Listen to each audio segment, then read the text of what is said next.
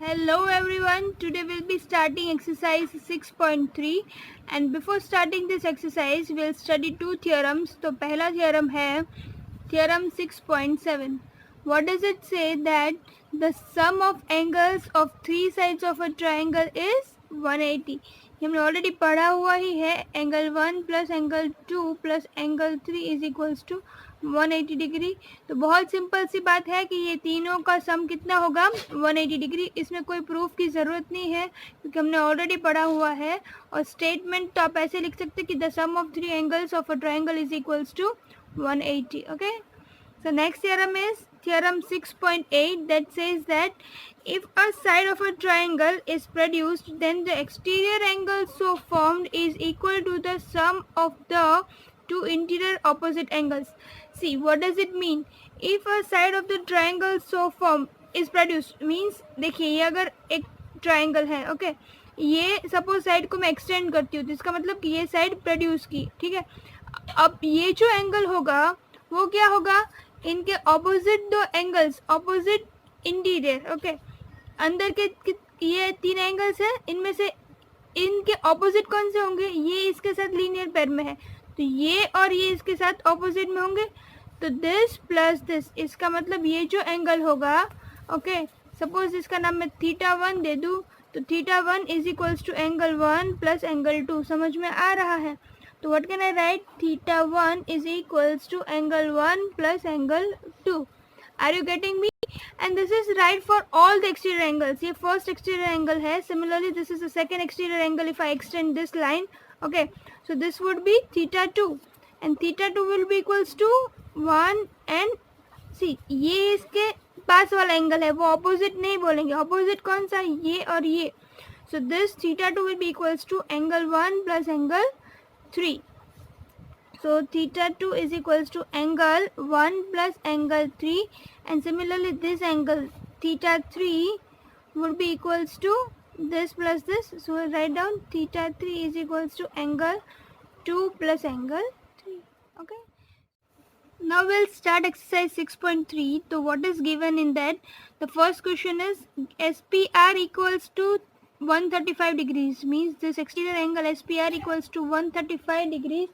The angle PQT equals to 110 degrees means this angle is equals to 110 degree. We need to find out PRQ. Okay, we need to find out this angle.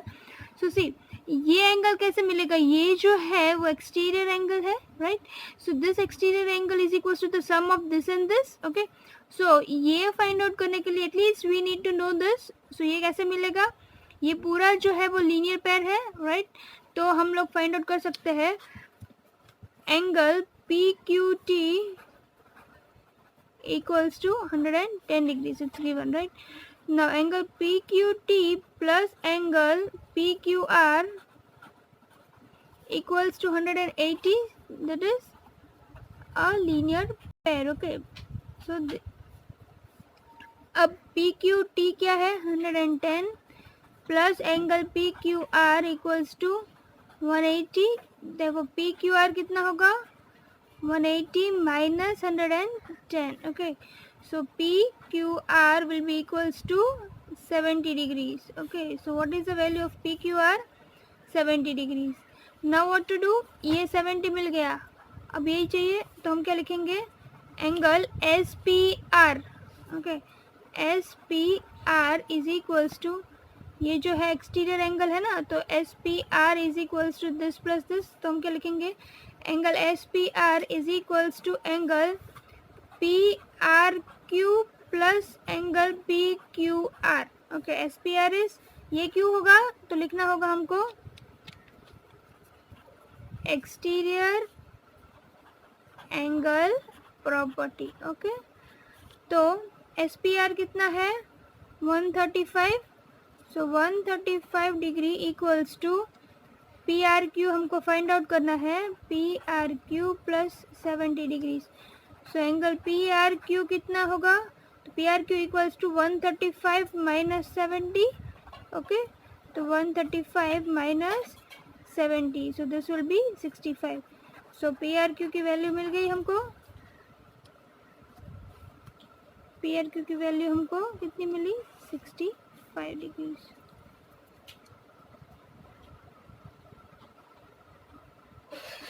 Question number 2 है, in the figure x is equals to 62. Okay, now x, y, z, this angle is equals to 54, the entire angle. Okay, 54. If YO and ZO are the bisectors of angle XYZ and XZY, what does it mean? कि YO जो है वो angle Y का bisector है. Bisector means के इन दोनों को equally divide कर रहा है, मीन्स ये दोनों क्या होंगे, इक्वल होंगे, right. Now and this OZ is also the bisector of XZY, right? Now what we need to find is find OZY, ये वाला एंगल, एंड फाइंड YOZ, ये दोनों एंगल्स को हमको फाइंड आउट करना है, राइट. तो कैसे करेंगे?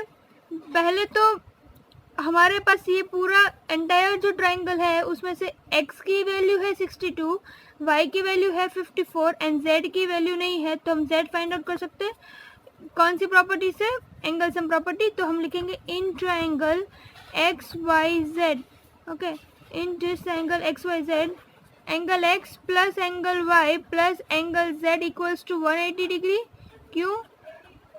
एंगल सम प्रॉपर्टी से, राइट. एंगल सम प्रॉपर्टी से तीनों का सम कितना होगा? 180 डिग्री. सो x की वैल्यू कितनी है? 62 plus y is 54 plus angle z equals to 180. तो what will be the value of angle z? Angle z will be equals to 180 minus इन दोनों का सम इधर आएगा, so that will be 116, right? So what will be the value of that? 64 degrees. z की value कितनी आ गई?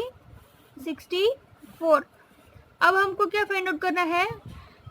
इतना सा angle find out करेंगे, सॉरी ये पूरा z मिल गया 64, तो हम इतना फाइंड आउट करेंगे, दैट इज OZY जो हमारा पहला फाइंड आउट करने का था. तो एंगल OZY कितना होगा?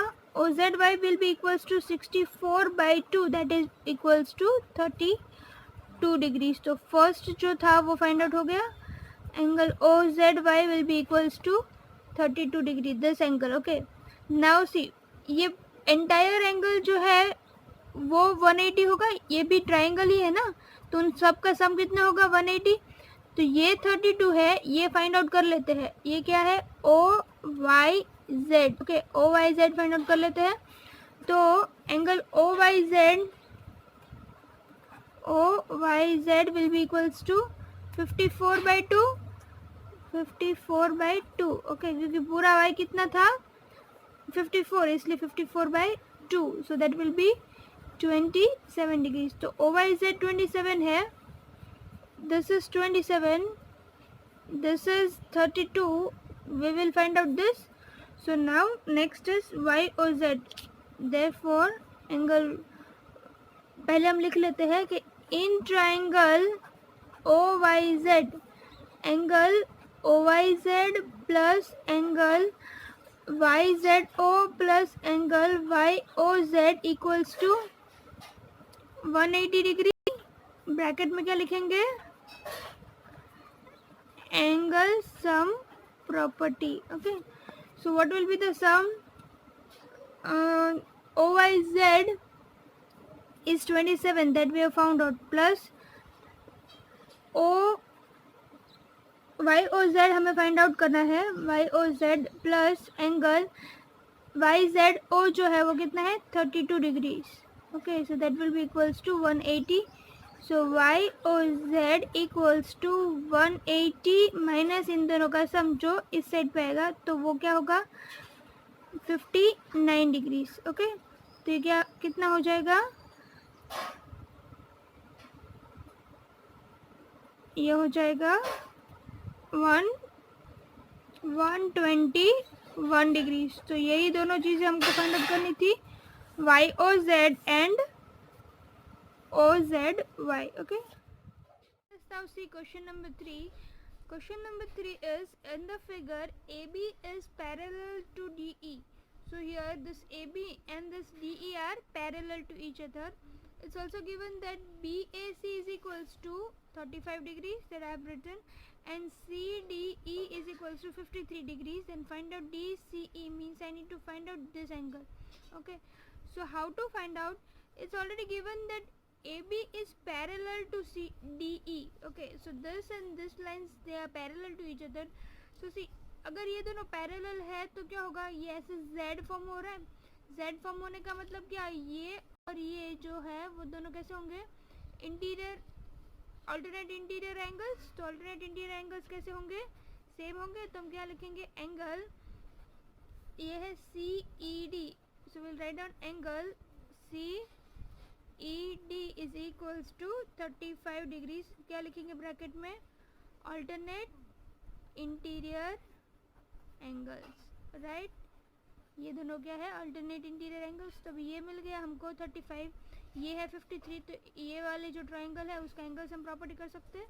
तो लिखेंगे in triangle DCE angle C plus angle D plus angle E is equals to 180 degree. Bracket में एंगल सम प्रॉपर्टी. ठीक है, अब क्या लिखेंगे, therefore angle E is equals, ये क्या है DCE.